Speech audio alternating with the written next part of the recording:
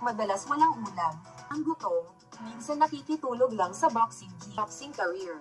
Maliit, payat, halos walang nakapapansin. O bawat laban, pinapakita niya ang bilis at lakas ng kanyang kamao. Unti-unti, napansin siya. Hanggang sa dumating ang malakdo sa isang underdog mula sa Pilipinas. Pero doon nagpakilala si Manny Pacquiao. Isang knockout victory ang nagbigay sa kanya ng pangalan. Na Mexican fighters, Marco Antonio Barrera, Eric Morales, at Juan Manuel Marquez. Isa-isa niya silang pinabagsak. Dahil dito, tinawag siyang Mexicution.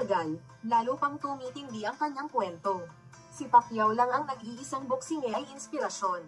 Inspirasyon sa mga batang nangangarap, sa mga Pilipinong dumadaan sa hirap ng buhay, Los Santos, hanggang sa pinakamalalaking boxing arena sa Las Vegas. Pacman, Pacquiao, ang ating pambansang kamao, at ang boses ng pag-asa.